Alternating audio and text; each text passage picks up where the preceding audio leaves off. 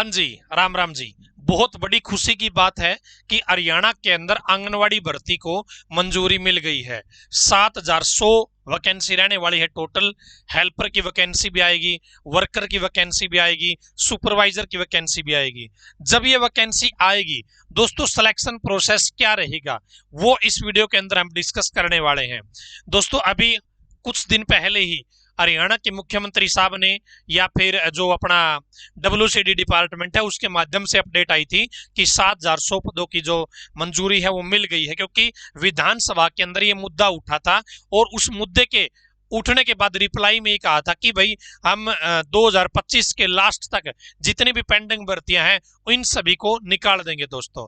तो हो सकता है दोस्तों 6 महीने में 8 महीने में आपकी नई भर्ती आपको देखने को मिल जाए। अब जब भी ये भर्ती आएगी दोस्तों तो बहुत सारे लोगों के घरों में नौकरी आ जाएगी, क्योंकि बहुत सारे लोग ऐसे हैं, महिलाएं ऐसी हैं जो आंगनवाड़ी भर्ती का इंतजार करती रहती है। तो दोस्तों इस वीडियो के अंदर मैं वही डिटेल बताने वाला हूं कि सिलेक्शन प्रोसेस क्या रहने वाला है। तो दोस्तों देख लेते हैं क्या है मामला। पहले तो ये देख लीजिएगा, प्रदेश में जल्द होगी 7,000 पदों पे भर्ती, सीएम सैनी ने दी मंजूरी। आंगनवाड़ी वर्कर के 2,500 पद हैं, हेल्पर के 4400 पद हैं और सुपरवाइजर के 118 पद हैं। दोस्तों यहां पर देखिएगा, ये रही अलग अलग से जिले के हिसाब से बता रखा है कि आंगनवाड़ी वर्कर की कितनी वैकेंसी है, हेल्पर की कितनी वैकेंसी है, सुपरवाइजर की कितनी वैकेंसी है। यदि आपको ये डिटेल चाहिए तो आप मेरे पास मैसेज कर दीजिएगा, आपको व्हाट्सएप पर ये न्यूज मिल जाएगी। ठीक है, व्हाट्सएप के ऊपर आपको ये न्यूज मैं शेयर कर दूंगा, ये अलग अलग से जिले वाइज। ठीक है, अब दोस्तों बात ये आती है कि योग्यता क्या है इसकी। तो देखिए, आंगनवाड़ी वर्कर के लिए दोस्तों 2,500 वैकेंसी आएगी। जिन्होंने 10वीं पास कर रखा है वो इसके लिए अप्लाई कर पाएंगे। आंगनवाड़ी हेल्पर के लिए दोस्तों 4439 वैकेंसी आएगी।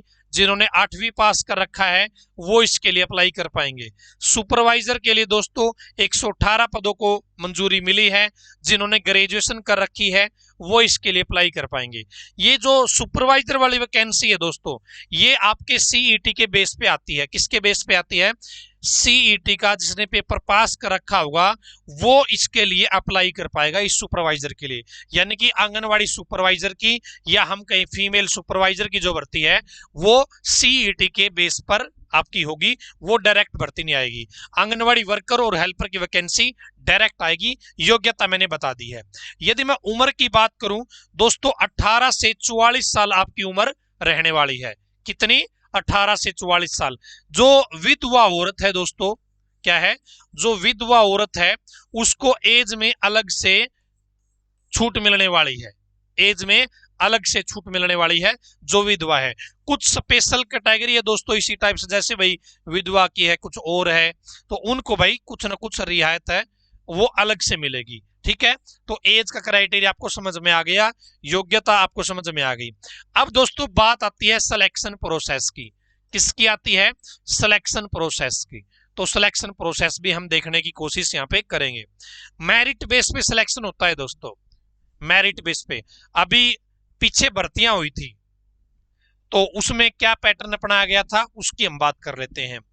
सबसे पहले देखे गए थे भाई जो भी आपकी पढ़ाई है, जैसे 8वीं है तो 8वीं के नंबर, 10वीं है तो 10वीं के नंबर। ठीक है, यहां से शुरुआत होती है। जैसे आपकी वर्कर की वैकेंसी है वो 10th के लिए है, हेल्पर की वैकेंसी आपकी 8वीं पास के लिए है।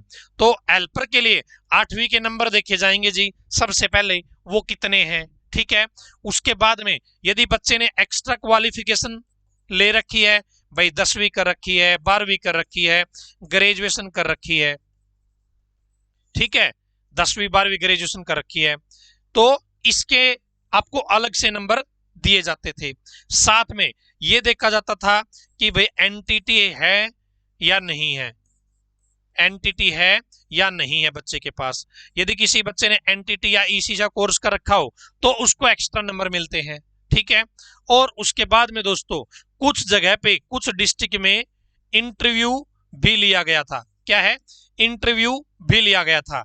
ये इंटरव्यू का जो सिस्टम है दोस्तों अपने मतलब जिले के अनुसार अलग अलग होता है।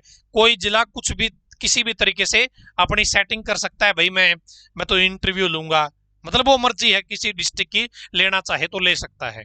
ठीक है, तो यहाँ पे सिलेक्शन प्रोसेस क्या आया भाई, जिस भी योग्यता की भर्ती है पहले उसके नंबर देखो कितने हैं, कितने प्रतिशत नंबर है, किस तरीके से है।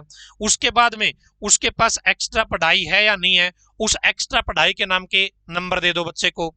फिर बच्चे ने एनटीटी कोर्स कर रखा है तो उसके नाम के नंबर दे दो उसको। ईसीसी का कोर्स कर रखा है तो उसके नाम के नंबर दे दो उसको। ठीक है, और फिर आपका जिले के अनुसार भाई कोई जिला इंटरव्यू ले भी सकता है, कोई बिना इंटरव्यू भी डायरेक्ट एडमिशन करवा सकता है, सिलेक्शन करवा सकता है। इसके बाद में दोस्तों यदि कोई लोकल है, जिस गांव का है वहीं का है, तो उसके हिसाब से क्या मिलती है, वेटेज मिलती है। उसके बाद में कोई विडो है यानी कि विधवा है तो उसको प्रेफरेंस मिलती है। तो इस तरीके से ये पैटर्न अपनाया जाता है दोस्तों। ठीक है, ये पैटर्न अपनाया जाता है आंगनवाड़ी भर्तियों में, और ये फिक्स नहीं होता।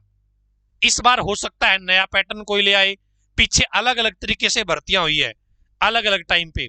जैसे 2020 में भर्तियां हुई थी, लगभग आपकी कितनी वैकेंसी थी बता देता हूं, वर्कर की 860 वैकेंसी थी। कितनी, 860 थी। और हेल्पर की दोस्तों कितनी थी, हेल्पर की थी आपकी 1047 वैकेंसी। ठीक है, तो इनमें कुछ जिलों में जब ये भर्ती निकली थी, कुछ जिलों में इंटरव्यू हुए थे, कुछ जिलों में नहीं हुए। ठीक है, तो मोटा मोटी जो पैटर्न रहता है वो यही रहता है भाई, पढ़ाई के नंबर जो कम से कम योग्यता उसकी, उसके बाद में एक्स्ट्रा पढ़ाई कर रखी है तो उसके नाम के नंबर, फिर किसी ने एनटीटी कर रखा है तो उसके नाम के नंबर, ईसीसी का कोर्स कर रखा है तो उसके नाम के नंबर, और फिर इंटरव्यू के नंबर। इन सारे नंबरों को जोड़ के जिस बच्चे के नंबर ज्यादा बनेंगे, जो बच्चा मेरिट में सबसे ऊपर आ जाएगा, उसका सिलेक्शन हो जाता है। ठीक है जी, ये आपका मामला रहता है दोस्तों। इस भर्ती में जैसे अभी एनटीटी के बारे में बात आ जाती है कि एनटीटी कहां से करें, ईसीसी कहां से करें, तो जहां से आपका मन करे वहीं से कर सकते हैं जी। जैसे एनटीटी है आपकी प्राइवेट सेंटर से होती है तो कहीं से कर लो, यदि चलेगी तो सबकी चलेगी, नहीं चलेगी तो किसी की नहीं चलेगी।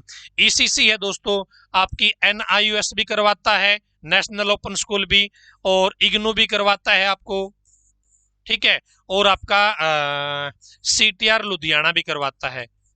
कौन करवाता है जी, सीटीआर लुधियाना भी करवाता है। ठीक है, तो जहां से आपका मन करे वहीं से कर सकते हो।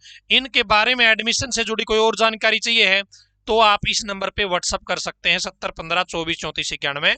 अपना नाम, अपना एड्रेस, और आपका सवाल क्या है इस भर्ती से जुड़ा हुआ या इन कोर्सेज से जुड़ा हुआ, जहां पे अभी आपका मन करे वहीं से आप कर सकते हो, आपको पूरी गाइडेंस है वो दे दी जाएगी। ठीक है जी, 7015243491। तो दोस्तों ये थी आंगनवाड़ी भर्ती के बारे में अपडेट आप सभी के लिए। ये भर्ती अभी मंजूरी मिल गई है इसको, तो हो सकता है भाई 6 महीने में, 8 महीने में, साल भर में आपको हरियाणा के अंदर एक बहुत बड़ी आंगनवाड़ी की भर्ती देखने को मिल जाए। ठीक है जी, तो आज की इस वीडियो में इतना ही। धन्यवाद, भगवान करे आप सभी का समय शुभ रहे।